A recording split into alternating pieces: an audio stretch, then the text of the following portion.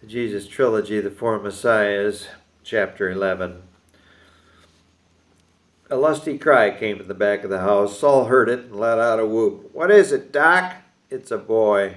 Two nurses came scurrying out from the bedroom, one a dark older woman in her 50s, the other a young blonde of no more than 20. She was short and pretty, too. "Get some water, Pamela, now." "Yes, ma'am." "I'll take these hot towels," the older nurse said. Pamela grabbed some more hot water and raced back into the bedroom. Must be Greek, Saul thought. No blonde Hebrews in these parts. "Can I help?" Saul asked the older nurse. She didn't answer. She just hurried back into the bedroom with an armload of towels. Must be a big one, he thought. "How big is he, Doc?" Saul yelled into the bedroom. "First grade tomorrow," the doc yelled back. Saul's grin widened even more, and he began laughing so hard that he had to sit down in the kitchen chair. "Are you all right, sir?" Pamela's hand was on his shoulder. "No, I'm great," he said to the young nurse, and then another fit of euphoric laughter overtook him. "Did you hear that? First grade. Congratulations, sir. He's a fine-looking lad," Pamela said. "You must be Greek," Saul said. "We don't call them lads here." "Correct." "Thanks for your help, miss." He was clamping down a little now. "Mrs. Sir?" "Sorry." "I'm a married woman, married to a doctor, not this one, of course," Pamela added. Old Doc Martin was at least 60, but the best doctor in Tarsus. He was somewhat of a specialist and even did a little teaching in the medical school in Lystra. He had also been a guest lecturer on occasion. He lectured as far away as Jerusalem at the university. He was attempting to cut back on his workload, which wasn't easy. He had to deliver this baby. Saul was a colonel, albeit a Hebrew. He was on leave from his post in northern Judea, King Herod's territory, so Saul was a VIP. Old Doc Martin had no choice.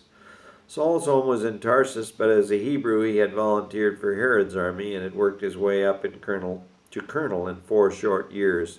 He'd been a hero of the Battle of Magdala, where a bunch of Hebrew upstarts had tried to storm the fortress there. Magdala was a small town of about 15,000, 25 miles east of Nazareth, on the west shore of the Sea of Galilee. The Hebrew band of heretics stormed the wall from the lakeside, where there were only a few guards. It was a good plan, but Saul sensed something was wrong. He heard just the slightest extra noise from the seaside and ran over to investigate. He single-handedly pushed over 3 scaling poles, all the while yelling for help. The army bowmen came running and blew away the enemy. Not one of the Hebrew band survived. After the barrage of arrows with flames attached, every Hebrew burned to death. It was known far and wide as the massacre at Magdala. The paper picked up on this overnight. Saul was awarded the Purple Cross and was given a parade in the streets of Magdala, and then later in his hometown of Tarsus. Saul had been a maker of camping equipment, tents and the like, but when Herod's army recruiter came calling one day, Saul couldn't resist. Saul was king of all Judea. Herod was king of all Judea at the time. Later he would be pushed out of Jerusalem and set up as a tetrarch of Galilee, but even before his transfer, the Hebrew insurrectionists were becoming more and more of a threat. Saul thought, despite heroism like his own, that Herod might possibly lose his grip. There had been talk of Rome taking over Judea, but no one wanted that to happen, so Herod upgraded his army. He went outside of his territory to recruit some better soldiers. Tarsus was Roman territory, but when Herod's recruiters flashed the silver shekels, many soldiers were convinced. A few years in the warmer climate of Judea couldn't hurt. Saul was one of those quick to act. Sewing tents together day after day bored him. It was a family business handed down from generation to generation, but Saul was bored with life in general. He made a good living for Candace and the 2 girls. Candace was a tall, dark, and beautiful woman. What more could any man want? Still, there was something missing. He talked it over with Candace. She said she wouldn't be there when he came back, but he knew she would, and now she was so proud of him. He had the Purple Cross, and she proudly displayed it on the mantel for all to see. His 2 girls, Angela and Beatrice, adored him, and Candace was a wonderful wife. She had even maintained her figure despite the 2 girls, and now he had his boy. Could life be any better? "What are you going to name him?" Pamela asked. Saul was startled out of his daydream. "Saul Jr.," said a voice from the other room. It was Candace. She was still moaning intermittently.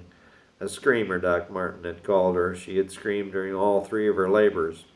As this one ended in another delivery of a healthy baby boy, Candace had said to Doc, "Who wouldn't scream after 30 hours of labor?"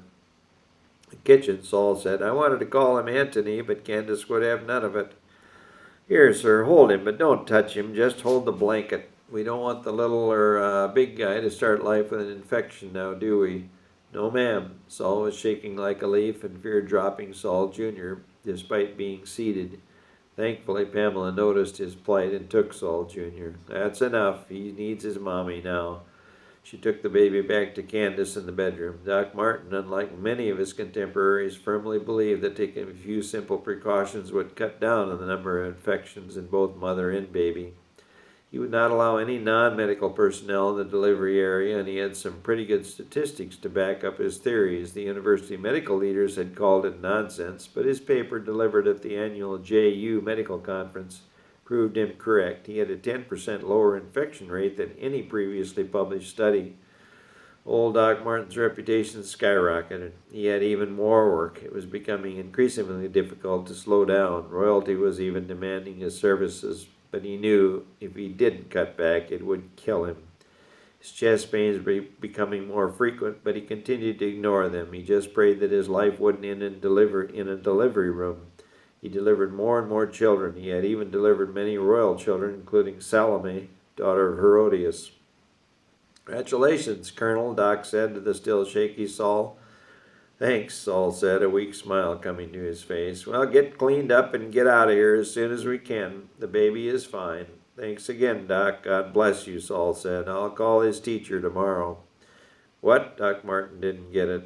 Then it came to him. "Oh, you do that, Colonel. I'll expect you'll make a fine soldier. Doc, what's today's date?" "The 9th of May."